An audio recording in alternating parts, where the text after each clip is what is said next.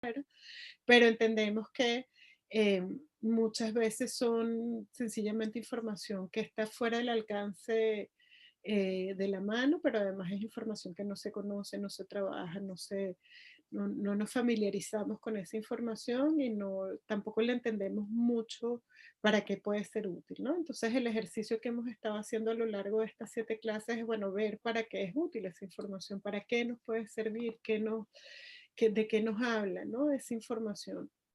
La clase pasada estábamos viendo cómo las estadísticas son, bueno, un elemento absolutamente necesario, la información y la estadística, los registros administrativos son absolutamente necesarios, pero al mismo tiempo son información súper especializada, difícil de acceder, es información que no sabemos exactamente dónde está, dónde la podemos ubicar, para qué, ¿no?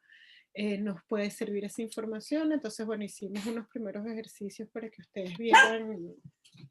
Perdonen que aquí la familia animal es complicada.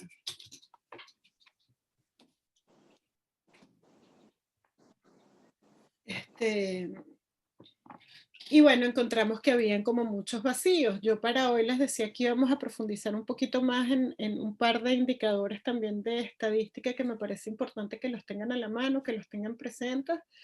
Y quisiera que vamos a hacer dos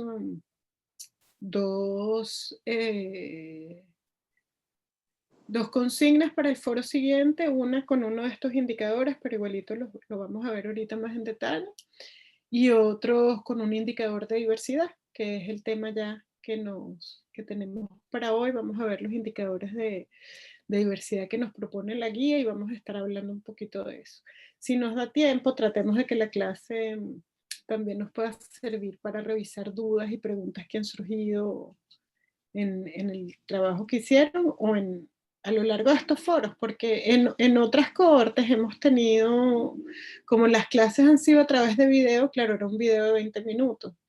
Y entonces en esa clase teníamos como unos tiempos para recuperación y para, digamos, como para que ustedes pudieran recuperar aquellas clases que no habían podido ver o que no habían podido entender, o que el foro se ampliara en términos de recuperación, ¿no?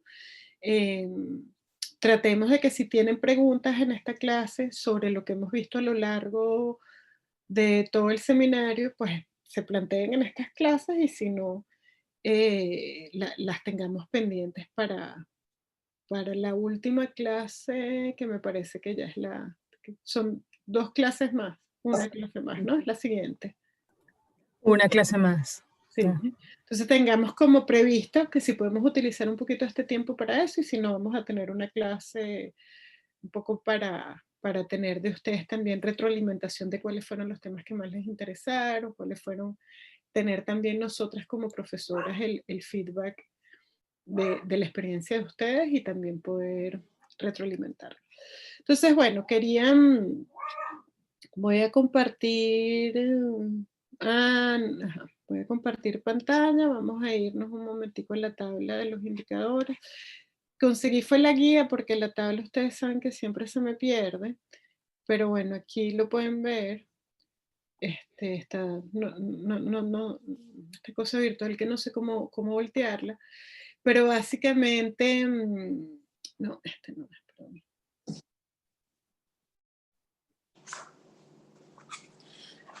¿Qué página es, Luz?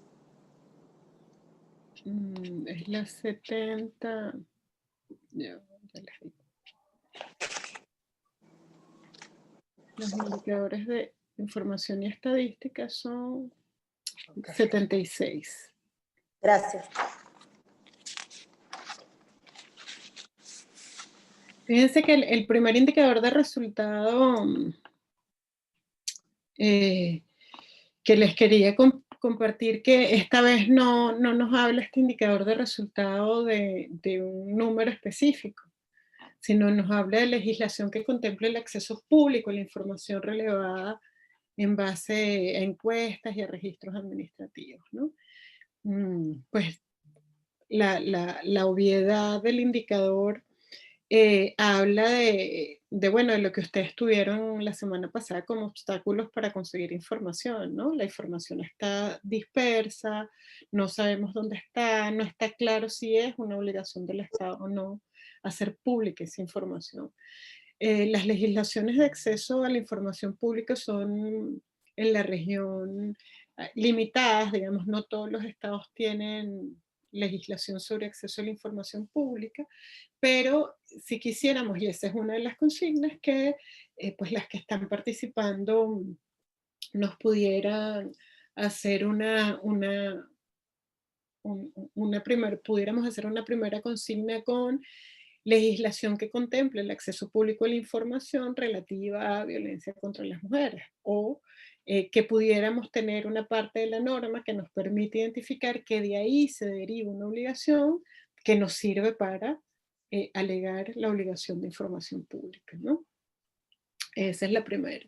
Y fíjense que claro, que el tema aquí es que, bueno, esas informaciones, esas estadísticas, esos datos, en general, son informaciones que han estado reservadas para los organismos que trabajan en el tema, pero que ni siquiera se le intercambian entre los organismos. Entonces no dialoga Medicatura Forense con Poder Judicial, Ministerio de Salud o Servicios de Salud con Poder Judicial, no dialoga comisarías con Poder Judicial, etc. Entonces, bueno, vamos a ver qué conseguimos en términos de legislación que contemple el acceso público a la información relativa a la violencia contra las mujeres y a estos datos. Y entonces no, el resultado en sí mismo es que exista, ¿no? La existencia en sí de esa obligación. Otro de los indicadores que quería como precisar con ustedes es la publicación periódica de las estadísticas, ¿no? Entonces, bueno, ¿existe en algún lugar esa publicación periódica?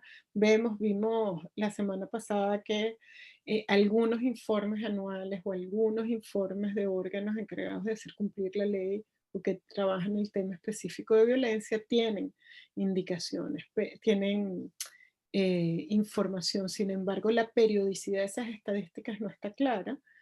Y si bien muchos de los estados que forman parte de la Convención de Belén do Pará han venido creando como ciertas instancias que tratan de generar consejos de estadística o plataformas estadísticas que permitan el intercambio de esta formación, esa información tampoco está clara, esa información tampoco está, digamos, no hay un lugar donde uno busque y entonces pueda encontrarlo. Entonces, bueno, de nuevo, no es un indicador que me habla de un número, es un indicador que me habla del resultado de la organización de una información, de la necesidad, de la comprensión de que el levantamiento de información es una herramienta necesaria y vital para poder establecer cuáles son las causas y las consecuencias de la violencia contra las mujeres. Luego, bueno, está el número de encuestas, que fue con lo que estuvimos trabajando toda la semana. Y quería, por último, fíjense que también nos preguntamos en el estructural del derecho, normativa que contempla libre acceso a la información de carácter estadística generada por las instituciones del sector público, ¿no? Esta es como una visión mucho más amplia del acceso a información estadística y luego la restringimos en el resultado a la información pública referida a la violencia contra las mujeres. Entonces, bueno, esos son como algunos de los que me parecen. Hay otra que es importante, que es esta que están viendo en pantalla, número y características de las instituciones del sector público que producen información. Ustedes pudieron ver en la reunión, en la consigna pasada, estuvieron buscando y hay muchas agencias del Estado que producen información. Pero de nuevo, la correlación de esa información, el establecimiento de mecanismos para articular esa información, no está claro en nuestra gestión. Y ahorita, y bueno, y por supuesto el presupuesto para realizar esas encuestas también es bastante limitado, pero bueno, ya el presupuesto lo hemos ido analizando.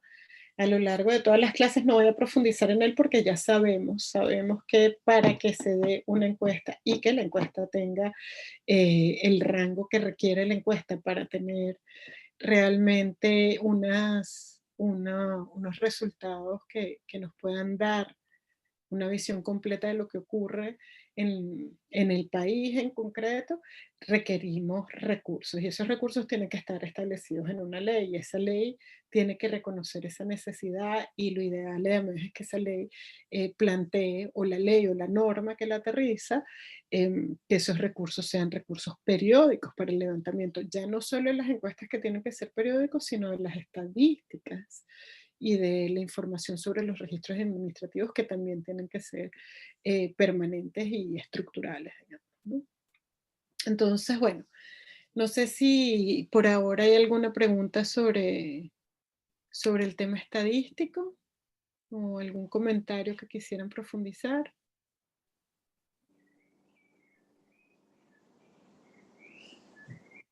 Bueno, entiendo. Cuando comparto pantalla, no puedo ver ni a todo el mundo ni el chat. Entonces, si no hay No, nadie. no hay manos levantadas por ahora. Gracias, mire. Entonces, bueno, vamos a los indicadores de diversidad y fíjense que lo primero que tenemos aquí es el artículo 9 de la Convención. El artículo 9 de la Convención nos habla de que los estados tienen que tomar medidas, todo lo que hemos venido hablando, eh, sobre debida diligencia, todo lo que hablamos sobre el levantamiento de información en el área de justicia, todo lo que hablamos sobre la legislación, el impacto de la legislación en los planes nacionales. Lo que nos dice la Convención de Belén do Pará es que todo lo que hemos analizado desde las obligaciones de Belén do Pará tienen que tener una perspectiva de interseccionalidad y nos los dice aquí en el artículo 9 cuando nos dice que deben tener en cuenta la situación de vulnerabilidad a la violencia que pueden sufrir las mujeres en razón, entre otras, de su raza, de su condición étnica, su condición de migrante, de refugiado, desplazada.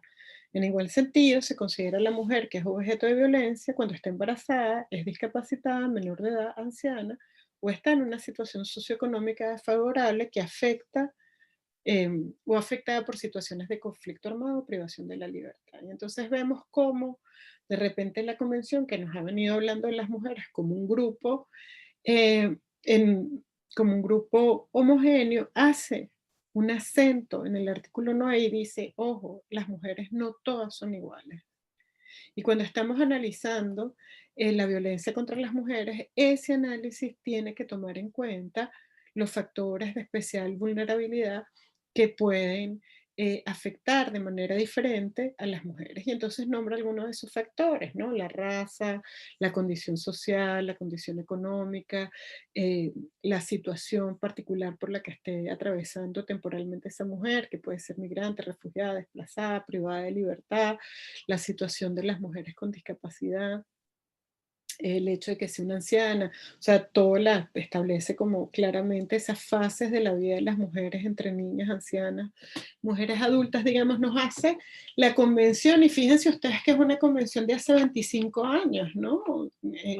Si pensamos qué avanzada fue la convención en su momento, que pudo prever que teníamos que ver a las mujeres desde toda su diversidad y con toda la claridad de lo que supone eh, que esas especificidades, ¿no? Si bien la situación de las mujeres es una situación que nos compete a todas, porque de alguna manera pues todas estamos viviendo en estos sistemas patriarcales que nos oprimen, la situación de la mujer o de las mujeres que se encuentran en condición de tránsito, refugiadas, desplazadas, migrantes, ancianas, niñas, definitivamente requieren especial atención y de manera diferenciada, porque no es el mismo impacto para una mujer indígena, no es el mismo impacto para una mujer de la ciudad, no es el mismo impacto para una mujer que está embarazada, no es el mismo impacto para una mujer que está privada de libertad. Entonces, con esta perspectiva de diversidad y de interseccionalidad que nos brinda el artículo 9 de la Convención, también tenemos un grupo de indicadores que nos permite, ya analizamos la situación en lupa, ya dijimos, bueno, no es lo mismo tener una ley, ya no es suficiente tener una ley, una política pública, hay que generar procesos, hay que medir los resultados, hay que monitorear si esos resultados funcionan, esos resultados tienen que ser periódicos, tenemos que ir evaluando continuamente lo que estamos haciendo. Pero ahora que ya tenemos el panorama completo, nos enfocamos y entonces nos preguntamos cuál es la situación. Por eso es que ustedes van a ver que el sistema de indicadores tiene 17 categorías de mujeres. Por supuesto, no están todas las categorías de las mujeres, pero busca que si necesitamos analizar en concreto, por ejemplo, la situación de las mujeres con discapacidad víctimas de violencia, podamos darnos cuenta de cuál es la situación de las mujeres con discapacidad y cómo el Estado aborda la legislación, los planes nacionales, cómo el Estado aborda el acceso a la justicia de las mujeres con discapacidad. Un ejemplo interesante en Argentina es la ONG que ustedes deben conocer o la deben haber escuchado, de Sordas sin Violencia. Es una iniciativa muy interesante que ha puesto, y yo creo que de una manera muy adecuada, la discusión sobre la especial situación de las mujeres sordas, víctimas de violencia, en Argentina de manera especial, pero ha puesto el tema en la agenda internacional. Yo creo que el trabajo de Sordas sin Violencia es un trabajo increíble, es una organización que trabaja para asistir a mujeres víctimas de violencia que son sordas y trabajan integralmente pues con mujeres, con una mujer sorda, un intérprete de señas y una persona que facilita todos los procesos de acompañamiento. Es una ONG pequeña, es un esfuerzo muy personal y muy hermoso, pero además pusieron sobre la palestra internacional algo que parece obvio y que no lo es tanto, que es que cuando estamos generando procesos de formación, procesos de información, procesos de promoción, esos procesos habitualmente están en lengua castellana, no tienen traducción de lenguaje de señas, no nos estamos comunicando con una gran cantidad de mujeres que están en la región y que esos sistemas que estamos generando para proteger a las mujeres, como la llamada 1-800 Mujer, 800 SOS Mujer o el nombre que tengan a lo largo las líneas de apoyo telefónica, pues las mujeres sordas no las pueden utilizar. Y entonces nos replantea todo lo que hemos venido hablando cuando pensamos en una mujer sorda víctima de violencia contra las mujeres. O nos replanteamos todo lo que hemos venido hablando cuando nos planteamos que es una mujer con una discapacidad motora. O nos replanteamos todo lo que hemos estado hablando cuando nos planteamos que es una mujer que tiene una discapacidad mental cognitiva. Entonces nos empezamos a replantear, wow, todo esto que hemos venido diciendo cambia en la medida en que podemos enfocar grupos que tienen mayor vulnerabilidad. Y entonces, bueno, de nuevo, la situación de la mujer privada de libertad no es la misma que la mujer que se encuentra en libertad. No por eso menos vulnerable a situaciones de violencia, que debería ser así. Deberíamos plantearnos una mujer que está custodiada por el Estado, debería estar libre de violencia, pero sabemos que no es así. Entonces, empezamos a precisar que esta mirada requiere poder ampliar esa lupa para, para poder identificar esas necesidades, ¿no? Y entonces nos preguntamos, y esa va a ser, vamos a tener 2 consignas de diversidad, las 2 legislativas para que no tengan que dar muchas vueltas. Una primera consigna vinculada a si la ley integral que tienen de violencia incorpora la perspectiva de interseccionalidad y si la incorpora, ¿cómo la incorpora? Esa es la primera. Y yo quisiera que pudiéramos evaluar también las leyes nacionales de salud, en el entendido en que la violencia ha sido abordada desde una perspectiva salubrista, digamos, entendido que la violencia contra las mujeres tiene un componente de salud pública relevante por todo lo que significa la salud en la vida de las mujeres y en nuestras comunidades. Entonces veamos cómo la ley de sus países, la ley, el reglamento, digamos, las normativas referidas, uno, las leyes integrales o las leyes de violencia por un lado, y dos, las leyes de salud por el otro, cómo incorporan esta mirada de diversidad para que podamos ver, entonces, bueno, si se reconoce estas vulnerabilidades, cómo se reconocen, cuáles se reconocen, porque dentro de todas estas vulnerabilidades, por supuesto, hay unas que se reconocen más que otras también, ¿no?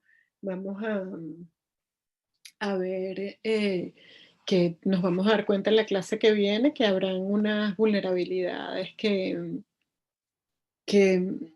de las que no estamos acostumbradas y que no se reflejan, que pese a que están allí, no se reflejan en dos leyes fundamentales, en la de violencia y en la de salud. Vamos a ver cómo lo vemos, ¿no? Entonces, bueno, este es uno de los primeros elementos.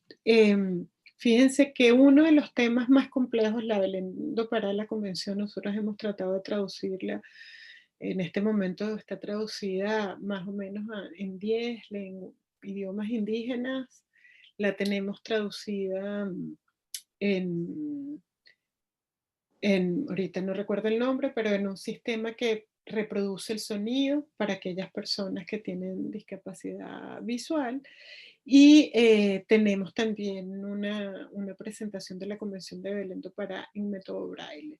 Sin embargo, cuando pensamos todas las otras fórmulas en que podría traducirse la legislación de la Convención de Belén do Pará, pensamos que todavía nos falta muchísimo.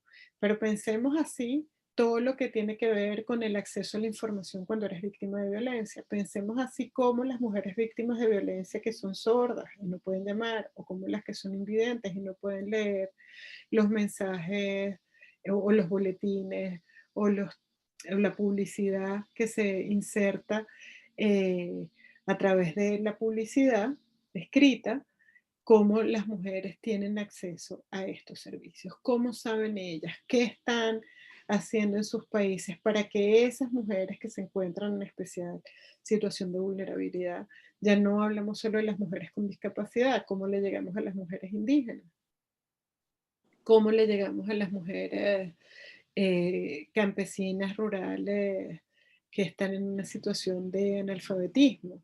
Cómo el Estado llega a esas zonas, ¿no? Cómo el Estado genera información para que esas mujeres que están en una situación de mayor desventaja accedan a esta información y sepan cuáles son sus derechos. Entonces, lo que hacemos aquí, el ejercicio que hacemos aquí, hay alguien que tiene un, un micrófono abierto, perdón. Lo que hacemos en este ejercicio es, bueno, ampliar esa mirada, es ampliar esa necesidad de ver a la otra, ¿no? Y aquí nos preguntamos la tasa, por ejemplo, de violencia en mujeres em, que trabajan con remuneración por tipo de violencia, por edad, por etnia, de origen y nivel socioeconómicos, que se propone hacerlo en las encuestas.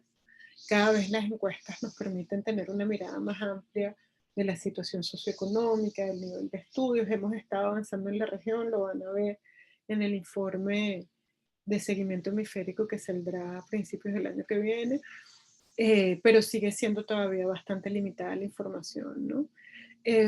Algunos resultados, bueno, ¿cuál es la situación de las mujeres que trabajan en el hogar? Bueno, ahorita prácticamente todas estamos en jornada de doble jornada laboral, ¿no? Pero bueno, la idea es ver qué es lo que pasa con las amas de casa y la violencia, eh, entender cuál es la tasa también de mujeres embarazadas por edad, y entonces ahí podemos evaluar cuáles son esas medidas que se están tomando. Hablábamos del embarazo infantil forzado en las clases anteriores y hablábamos del matrimonio forzado también como dos patrones clásicos a los que las niñas de esta región están sometidas. Entonces, bueno, preguntarnos cuál es la tasa de embarazo, parto y y aborto que tienen las niñas nos permiten ver con mucha claridad cuál es la situación de violencia sexual a la que están expuestas las niñas en la región. Y esa es una tasa que se levanta poco. Solo hace un par de años que hicimos la investigación, solo 5 países de la región estaban levantando información sobre la tasa de embarazo de niñas menores de 15 o 14 años, lo que nos habla de un porcentaje de niñas que están siendo víctimas de violencia sexual y como consecuencia de esa violencia sexual, víctimas de embarazo, que no se están asumiendo en los ámbitos del sistema de administración de justicia. También queremos relevar que las mayorías de las encuestas tienen información solo relativa a las mujeres hasta los 65 años. Y lo que nos revelan algunos estudios interesantes es que en los últimos años, o en los últimos 20 años, pareciera que la data está generando información relevante sobre la violencia contra mujeres mayores de 65 años. Y esa violencia, algunos de los estudios se han asociado al hecho de que los hombres toman pastillas como Viagra, Cialis, pastillas para revigorizar la potencia sexual, que ha tenido como consecuencia una agresión muy violenta en parejas mayores, donde los hombres tienen la expectativa de tener relaciones y las mujeres no, y eso ha desatado como muchos casos de violencia en parejas adultas, de adultos mayores, ¿no? Bueno, vamos a ver una cantidad de tasas que preguntamos. La tasa de violencia de mujeres unidas respecto de la tasa de violencia en mujeres casadas también nos permite como identificar los patrones de violencia en situaciones diferentes, ¿no? Aunque yo creo que nos acercamos a una región que cada vez tiene más uniones de hecho que matrimonios. Cada vez más, digamos, el patrón es arrimarnos a las uniones de hecho y a casarnos menos. Y eso seguramente tiene un componente con el avance también de las mujeres en la región, ¿no? El abandono del patrón cultural mujer en casa o la expectativa de que la mujer sea la que se encargue de todo, del cuidado de la casa, pero también aporte económicamente. Y vamos a ver cómo tenemos la mirada de las mujeres rurales, ¿no? ¿Cuál es la situación? Vivimos en una región llena de mujeres rurales y mujeres indígenas que no están contadas, que no están visibilizadas, que no tienen un especial levantamiento de información. La mayoría de las encuestas, como decía anteriormente, nos hablaron al principio de una mujer bastante homogénea, de una mujer que respondía a características que eran bastante homogéneas, y hoy en día, digamos, ya esas encuestas han ido caminando a identificar la situación de las mujeres rurales, la situación de las mujeres urbanas. Eso nos ha permitido, creo que lo comentaba en la clase pasada, la identificación de que en el caso de El Salvador la situación de violencia contra las mujeres urbanas es mayor que la situación de violencia de las mujeres rurales, mientras que en Bolivia es lo opuesto. La situación de violencia se da más en el ámbito de lo rural, mientras que disminuye en el ámbito de la ciudad.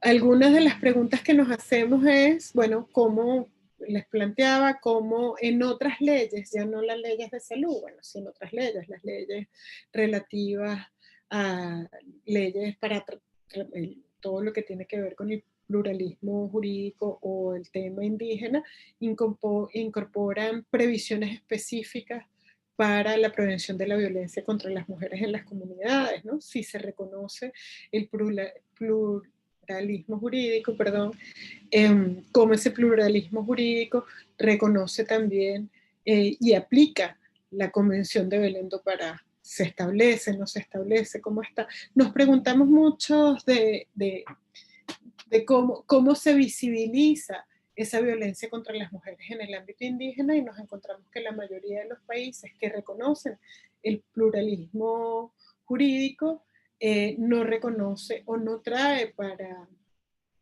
esa normativa especial a las obligaciones convencionales de la Convención de Belén do Pará. Sin embargo, entendemos que aunque la ley no lo reconozca, por supuesto, la obligación persiste. lo que entendemos es que el reconocimiento por parte de la ley, el reconocimiento por parte de esa pluralidad jurídica, como lo planteaba Nina Pacari. Nina Pacari, mujer indígena ecuatoriana, llegó a ser la presidenta de la Sala Constitucional del Tribunal Supremo de Justicia.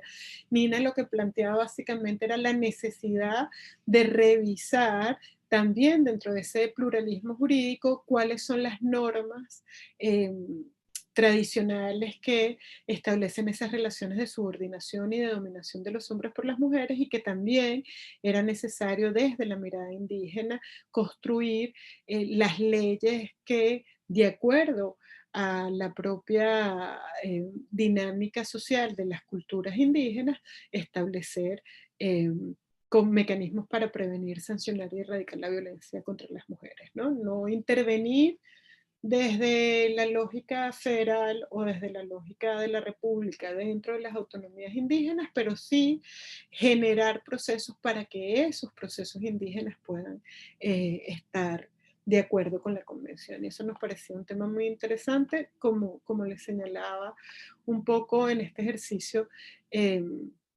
Si bien las legislaciones reconocen los derechos de los pueblos indígenas y en concreto de las mujeres indígenas, no tenemos mayor información que nos permita afirmar que estas legislaciones reconocen los derechos humanos de las mujeres desde la perspectiva de Belén do Pará.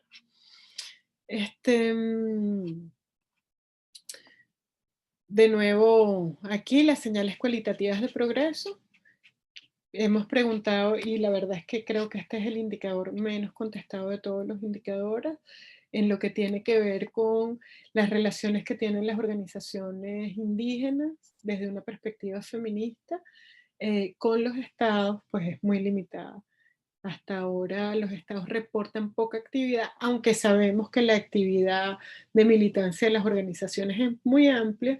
La relación con el estado de esas organizaciones sigue siendo bastante limitada para la atención de los temas de violencia contra las mujeres en las zonas indígenas, pero si lo analizamos desde el punto de vista de la ruralidad o de las mujeres afrodescendientes, nos encontramos con una situación muy similar. Tenemos zonas o regiones o estados, parte de la Convención de Belén do Pará, con poblaciones afroamericanas bastante amplias que no se reconocen o no se autoidentifican como tal. Por lo tanto, el diseño de políticas públicas para atender estos temas no abarcan la realidad de las mujeres afroamericanas. Así que, digamos, este es un panorama un poco amplio sobre lo que nos ofrece la Convención de Belén do Pará. Algunos trabajos que se han hecho y que están disponibles para quienes estén interesadas, están vinculadas con, en el caso de las mujeres privadas de libertad.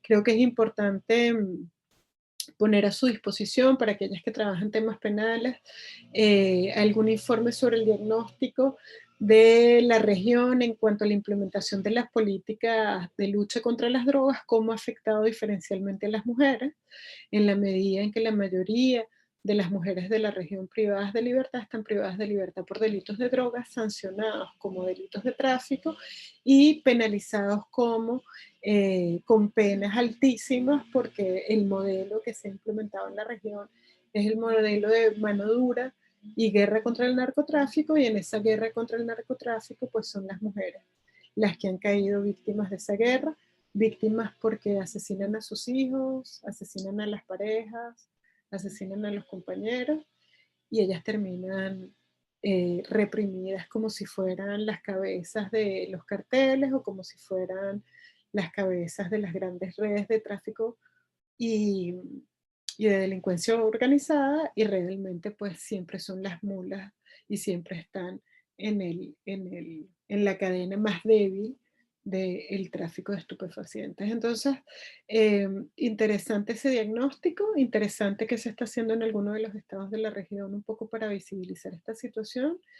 Y como ya les he hablado, el tema de las niñas embarazadas es un tema que estuvimos trabajando con mucha fuerza hace un par de años y que ahora vamos a estar trabajando sobre matrimonios infantiles, porque tenemos una región que normaliza el matrimonio infantil, que lo tiene prohibido en todas las legislaciones civiles, pero que continúa ocurriendo en todos los estados, parte de la Convención de Belén do Pará. Las niñas se siguen uniendo en matrimonio con hombres mayores, se siguen uniendo en uniones de hecho con chicos de su edad o con chicas de su edad porque son expulsadas de la casa, porque son expulsadas de la familia o porque fueron víctimas de violencia sexual. Y, y hay una práctica social que lo permite, lo apoya, con el apoyo del tribunal que autoriza el matrimonio, con el apoyo de los padres que solicitan la autorización al tribunal, con la autorización de los registros civiles que registran los matrimonios o que se facilitan las uniones, de hecho, que profundizan en la niñez, que profundizan la violencia contra las niñas y contra los niños y niñas que nacen de esas uniones y de esos embarazos forzados, ¿no? Entonces, bueno, algunos de Luzpa, estos... ¿Sí? perdón, cuando puedas, Luzpa, Eliana Persky tiene una pregunta. Sí. Ya, voy a dejar de compartir para poderles ver, porque aquí solo veo... Ya. Y entonces, bueno, tenemos esa información está disponible también.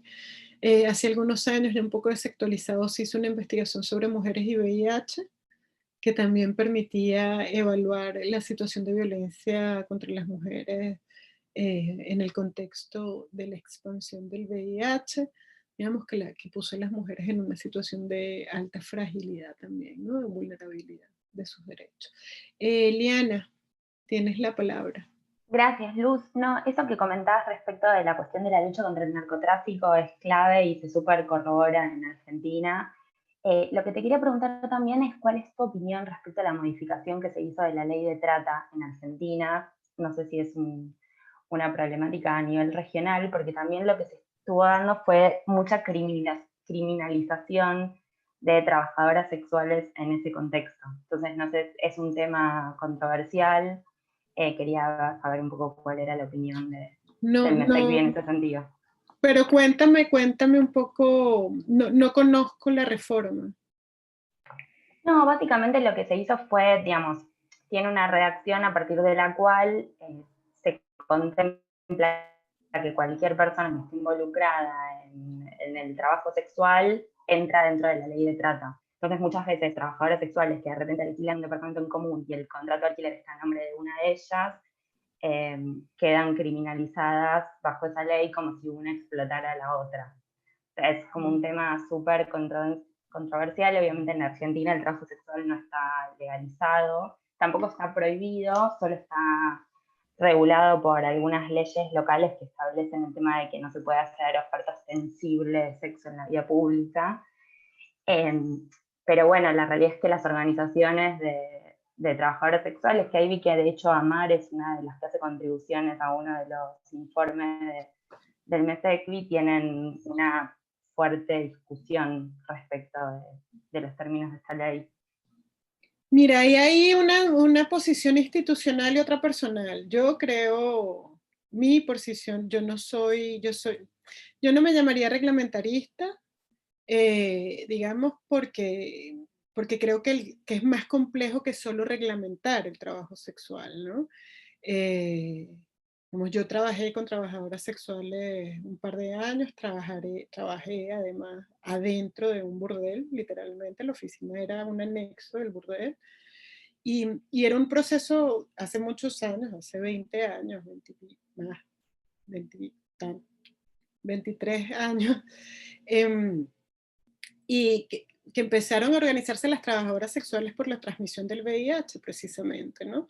Y entonces, siendo una población especialmente vulnerable, siendo además el uso del preservativo un disparador de la violencia con los clientes, empezamos a trabajar directamente en los espacios de las trabajadoras para informarlas de la necesidad del uso del preservativo, pero también de sus derechos, qué hacer si eran violentadas. Entonces, digamos, mi experiencia personal es una experiencia donde a partir de esa experiencia intentamos hacer un sindicato de trabajadoras sexuales.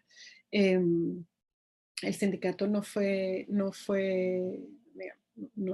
admitido para el registro y el tema quedó allí en Venezuela un poco en la oscuridad porque pues sí hay un movimiento feminista muy fuerte contra el reconocimiento del trabajo sexual como trabajo, y un trabajo desde el movimiento, si se puede llamar reglamentarista, también muy, muy desarticulado, porque en definitiva siempre se busca que sean las voces de las mujeres las que puedan ser escuchadas, ¿no? Y que puedan ser las mujeres las que de alguna manera participen en esos debates. Pero como ese es un gran tema muy complicado dentro del feminismo en la región, pero también dentro del feminismo europeo, yo tengo, como te digo, la posición del mecanismo es que no ha tomado partido por ninguna de las dos posiciones.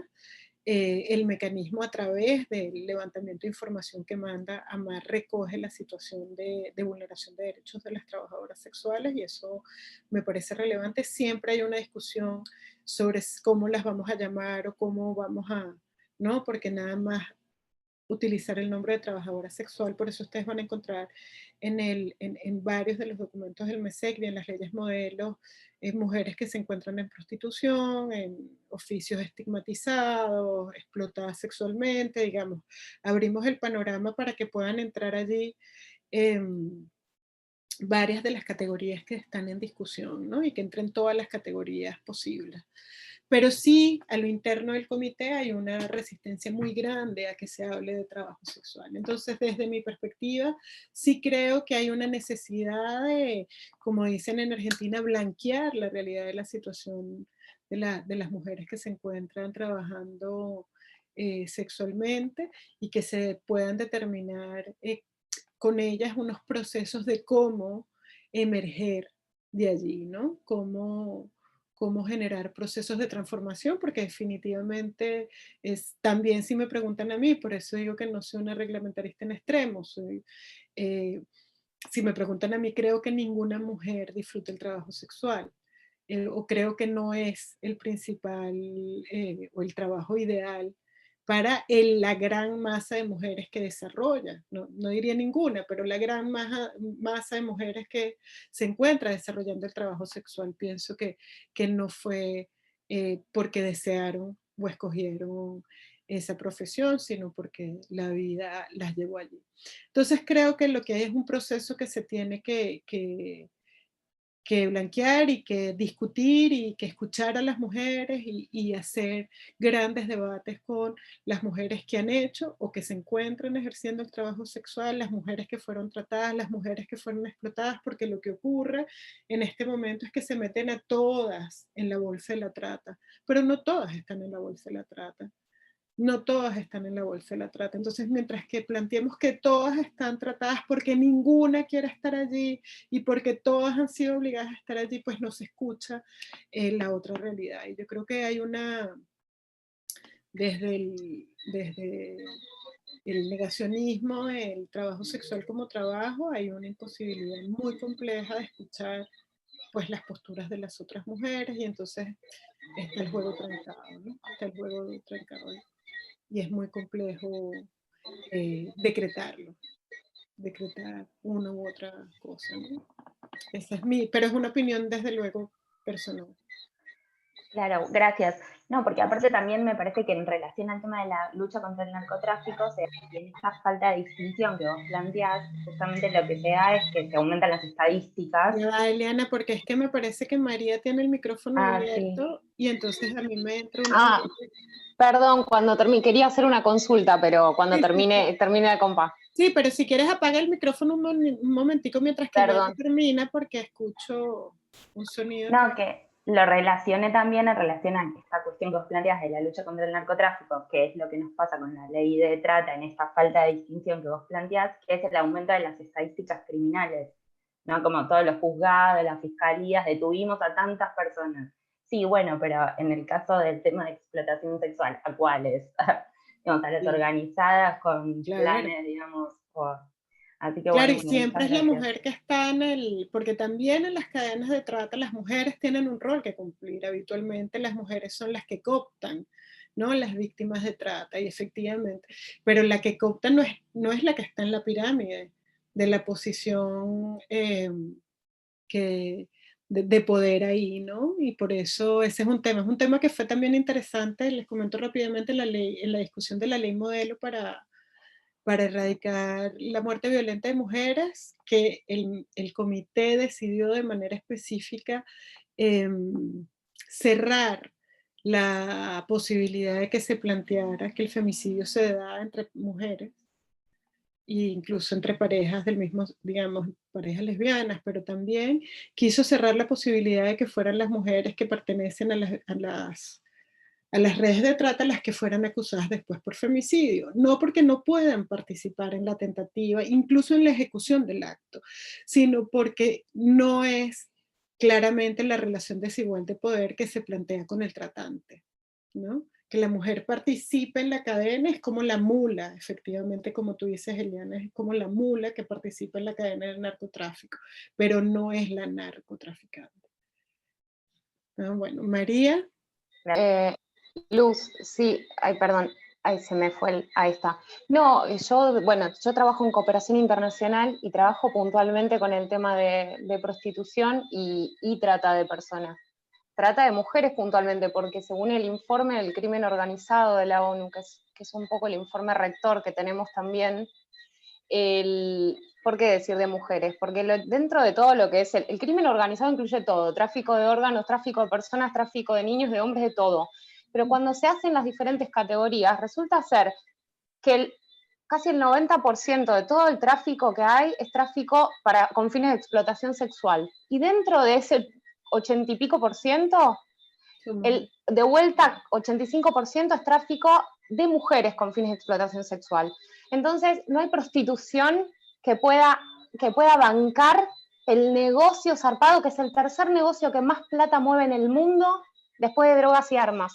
Entonces es un tema complicado el de la prostitución y la trata. ¿Y por qué se suele unir? Se suele unir primero porque en general la prostitución nace de la desigualdad. De género, claramente, hablamos de un 85% de mujeres, y también de desigualdad social. Porque un poco como decías vos, justo ahora estoy trabajando en un informe y una de las preguntas tiene que ver con la pregunta es del 1 al 10, pregunta si para vos la prostitución es una cosa completamente desagradable, que no te gusta, que la haces por necesidad, o 10 es un trabajo con el que vos elegís, que te compensa económicamente, que te sirve, que no hubo una persona que supere los 4 puntos de todas las mujeres frente a posibilidades laborales concretas y un Estado que ayude a la inserción. No hay ninguna mujer que todavía nos dio 0, 0 por ahora.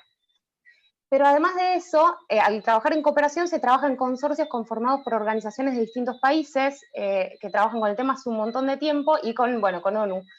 Y nos sucede que hay países, como por ejemplo México, donde mujeres que estaban ejerciendo la prostitución en la calle se regalaron a redes de trata sin querer. Las chicas estaban trabajando, estaban ejerciendo la prostitución, llamaron por teléfono, dejaron unos papelitos como pasaba en Argentina, que eso se prohibió por ley, y llamaron una serie de personas diciendo que era una despedida de soltero, que las invitaban, que bueno, las chicas fueron y quedaron cooptadas por una red de trata. Una de las dos, estas fueron un caso de 2 chicas, de lo que hablamos justo hace poquito, 2 meses más o menos. Una logró escapar después de 6 meses, escaparon juntas. Una llegó, la otra no volvió nunca, con ayuda de un taxista. Entonces, esa chica estaba ejerciendo la prostitución en la calle, o sea, no captada por nadie, por voluntad, digamos, era lo que ella estaba haciendo, y es tal el riesgo que terminó en una situación muy grave, que justamente mezcló la prostitución, y lo hago porque quiero, por voluntad, con la trata. O sea, estamos tratando de cuidarnos. En Argentina tenemos la última marcha de Ni Una Menos, decíamos, uno de los lemas era, amiga, llegaste bien. Porque es un mensaje que nos mandamos por WhatsApp, por mensaje de texto, cada vez que salimos y nos juntamos, te vuelvas caminando en bici, en auto o en colectivo, si una no responde al grupo, llegué bien, todo bien, vos literalmente pensás que algo le pasó. Entonces, había ese mensaje que los hombres ni siquiera sabían que entre nosotras nos mandamos, avisá si llegaste bien, llegaste, qué pasó, todas avisándonos. ¿Qué pasa entonces con la compañera que está en la calle? O sea, a mí me preguntan, si me subo un taxi a un trabajador que trabaja de transportar personas y no aviso si llegué, entra el miedo en mis amigas de que por ahí me pasó algo, y estas chicas que están en la calle sin ningún tipo de protección no reciben, ¿cómo es el tema? No, lo eligen, entonces no pasa nada, no nos preocupamos por las otras, pero por ellas no. Entonces hay un tema, a mí me pasa lo mismo, que estoy en una postura complicada porque sé que a veces regular también es necesario, pero por ejemplo, ahora que estoy en Francia, Francia es un estado abolicionista, y eso significa que lo que hicieron frente a la prostitución es despenalizar a la prostituta y penalizar al cliente. Un poco volver al dicho, sin clientes no hay trata. O sea, si no hay nadie que consuma esto, si se desalienta el consumo, no hay trata. Y la trata, hablamos de un problema muy grande, o sea, por algunas que sí deciden o que expresan que lo hacen porque quieren, dejamos de ocupar presupuesto y atención en toda una masa problemática que es la tercera en el mundo. Es muy grave, que involucra a niñas, que involucra... Entonces, se empieza a ver esta cuestión, y Francia lo que hizo es una ley donde justamente lo que dice es, bueno, hay un programa que se llama Programa de Salida de la Prostitución, y las mujeres, aquellas mujeres que quieren salir de la prostitución, que encuentran esa alternativa y dicen, yo estoy acá por necesidad, pero quisiera salir, se las ayuda económicamente, se les da una vivienda, se les da asistencia psicológica, programas de formación, bueno, un montón de cuestiones, justamente porque si no tienen ese ingreso, esa entrada económica de la prostitución, bueno, ¿qué programa pueden afrontar? Es un poco una ayuda. Obviamente tiene un montón de limitaciones, miles de limitaciones que no aparecen escritas en la ley, que parece muy hermosa, pero bueno, lo último que quiero decir es que en mi caso yo soy militante del MT, es un movimiento de trabajadores excluidos, es un movimiento grande en Argentina, y es complicado porque justo yo trabajo con juventud, con el grupo de drogodependientes y demás, y con las chicas hablamos muchas veces de esto, y la verdad es que yo pienso, las pibas, bueno, son de Villa Fiorito, de Caraza, de Diamante, de lugares, para las que no conocen, son como lo que se llaman las favelas en Brasil, en Argentina le decimos villas. Obviamente las chicas tienen muchísima dificultad económica y también quieren tener las cosas que tienen las pibas de clase media y todo, y muchas veces se baraja el tema, muchas veces se tocó el tema de lo que es el intercambio de dinero por sexo. Yo la verdad que a mí me da pánico. Mi organización, que es sindical, nosotros cuando hay una necesidad que no se cumple, vamos y hacemos quilombo en el gobierno para que pongan plata y atiendan a la población con la que están en falta. Porque el Estado se tiene que hacer cargo de esas cosas. En el caso de Venezuela, por ejemplo, que además, digamos, Venezuela, las chicas de Venezuela tienen no solo el riesgo del tránsito migratorio, ahora exacerbado por la situación venezolana, sino que además corren o viven con el mote de las mujeres más bellas del universo, ¿no? Entonces las redes de trata están haciéndose el agosto, pero además se ve en las relaciones, digamos, en las villas venezolanas puedes ver, me comentaban colegas que trabajan con zonas, sectores populares, como las familias que se encuentran mejor establecidas últimamente, o que tienen remesa económica, que es permanente, y que tienen posibilidad, es porque las chicas se han ido de casa, ¿no? Entonces, bueno, el proceso de la mujer migrante, en el caso de las venezolanas, el año pasado las cuentas hablaban de los primeros 6 meses, había 71 chicas que habían sido identificadas muertas, 5 de las cuales murieron en redes de trata en México, otras tantas en redes de trata en Colombia, y esas son las que se van conociendo, no sabemos las que están desaparecidas. Digamos, hay efectivamente un problema muy grave de prostitución, pero lo que históricamente se ha planteado como para resolver el problema de la prostitución son medidas asistencialistas de las monjas, ¿no? Digamos, el Estado como Estado nunca ha tenido un planteamiento concreto para abordar en nuestra región el tema de la prostitución, para identificar quiénes son, dónde están, cuántas son, qué es lo que quieren, cuál es la aspiración, qué las hace. Esa pregunta que tú hacías, o sea, seguramente ninguna quiere, pero ¿cuáles tienen otras posibilidades para no quererlo? O sea, ¿por qué dejar la prostitución y dejar de ganar 1.000 pesos para ganar 10 pesos vendiendo empanadas? O para eso hablaban las chicas.